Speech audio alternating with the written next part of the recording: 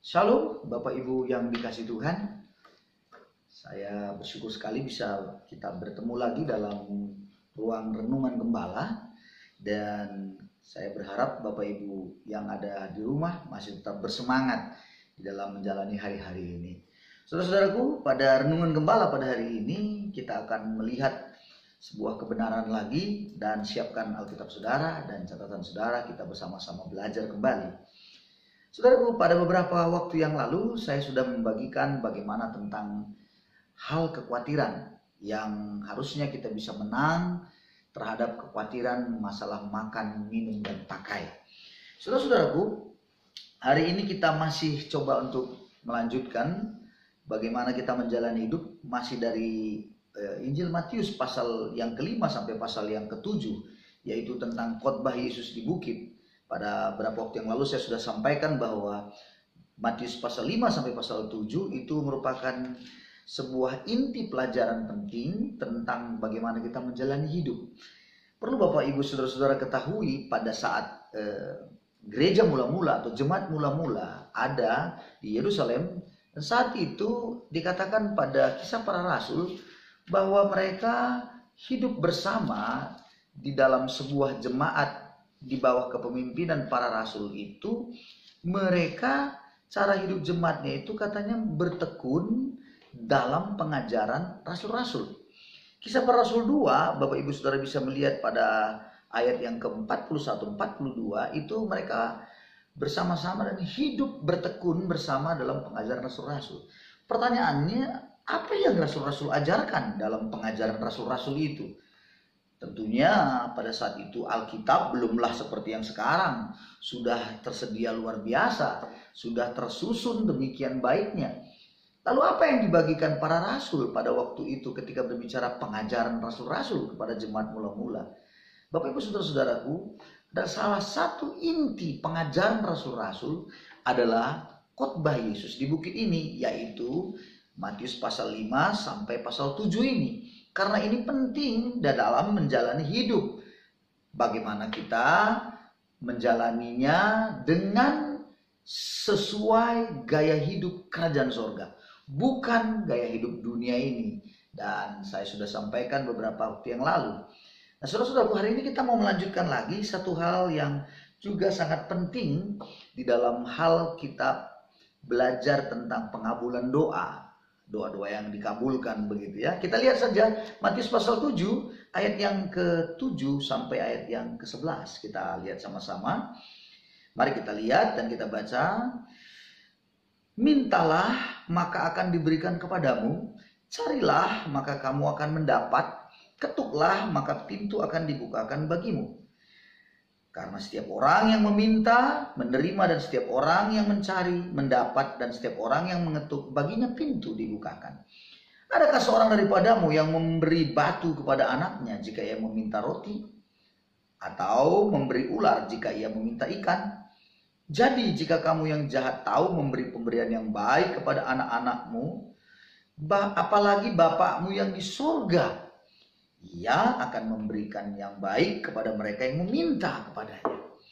Bapak Ibu Saudara-saudaraku, seringkali kita dalam hal berdoa, pengabulan doa begitu, seringkali kita hanya memegang ayat 7 yang seringkali disampaikan. Mintalah maka akan diberi, carilah maka kamu akan mendapat, ketuklah pintu dibukakan. Hanya itu saja ayat-ayatnya, sebagai ayat yang mengatakan bahwa doa akan dikabulkan oleh Bapa di surga.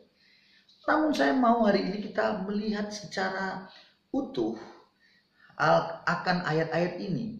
Jangan ambil cuma satu ayat saja. Saudaraku, mintalah maka akan diberikan. Itu ya, ayat 7 kita gunakan sebagai sebuah keyakinan kita akan Allah kita, bahwa Dia akan memberikan apa yang kita minta.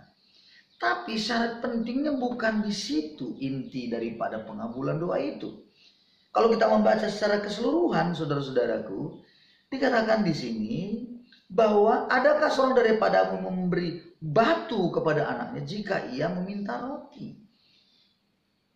Atau memberikan dia anaknya meminta, atau memberi ular jika ia meminta ikan? Jadi saudara-saudaraku, bicara roti dan juga ikan, itu sebenarnya berbicara tentang kebutuhan hidup. Hal-hal yang sangat mendasar yang memang namanya kebutuhan hidup kita di dalam dunia ini. Jadi saya yakin dan percaya hal yang memintalah itu akan diberikan.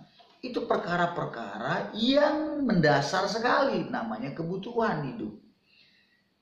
Lalu di ayat selanjutnya katakan bahwa Bapakmu yang di sorga katanya akan memberikan. Kalau seandainya Bapak di dunia ini saja tahu memberi yang baik kepada anaknya, apalagi Bapakmu yang di sorga.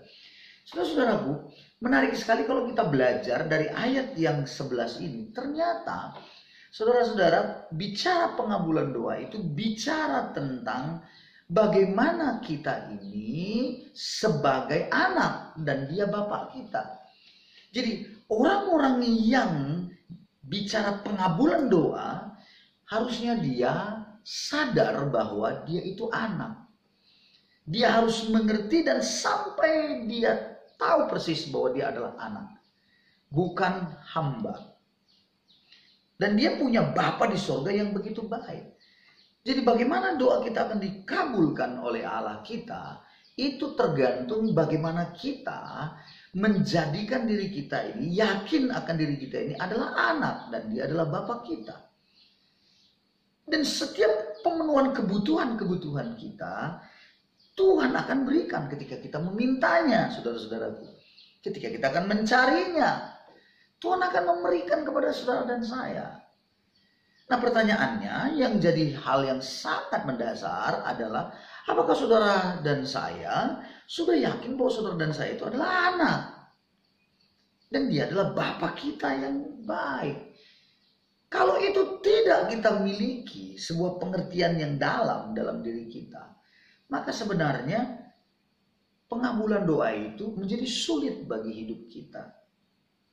Jadi saya harapkan hari ini Bapak Ibu Saudara-saudara semua harusnya sudah yakin bahwa Bapak Ibu dan saudara-saudaraku kita semuanya adalah anak. Bagaimana rupanya sebenarnya kita menjadi anak itu? Kalau kita membaca dalam kitab Galatia pasal yang keempat, ayat keempat sampai yang ketujuh. Saudara-saudaraku dikatakan ayat yang keempat sampai yang ketujuh. Itu Galatia pasal 4, saya baca untuk kita semua. Tetapi setelah genap waktunya maka Allah mengutus anaknya, yaitu Yesus Kristus tentunya, yang lahir dari seorang perempuan dan takluk kepada hukum Taurat.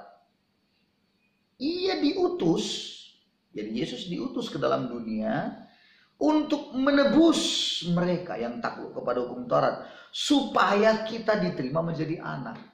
Jadi karya penebusan Kristus itulah yang membuat kita diterima menjadi anak.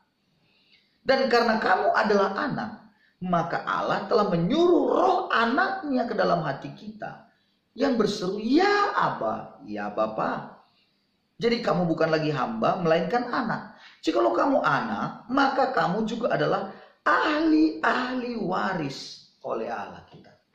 Jadi kalau kita sadar kita anak, saudara-saudaraku, berarti kita ini ahli waris kerajaan sorga. Kita sudah ditebus melalui pengorbanan darah Yesus yang sangat mahal, karya salib itu. Dan kita menerima Yesus itu, dan kita sangat yakin dan percaya bahwa karyanya itu menjadi bagian kita. Itu yang disebut, yang berulang kali saya katakan bahwa Efesus 2 ayat 8-9 berkata bahwa kasih karunia oleh iman. Jadi kita menerima itu oleh iman kita, kita percaya itu. Maka kita diangkat menjadi anak oleh Bapa kita yang di surga. Haleluya, kita menjadi anak. Dan saudara-saudara, kalau kita anak, kata ayat itu, ahli waris kerajaan surga. Berarti warisan di surga itu diberikan kepada kita.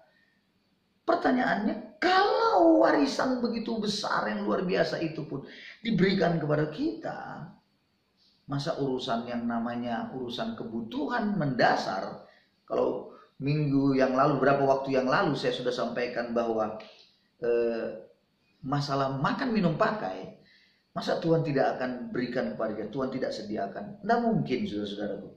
Dia pasti akan memberikan kepada kita. Jadi kita minta kepada Tuhan, Kita cari, maka Tuhan akan memberi. Kita ketuk, pintu dibukakan.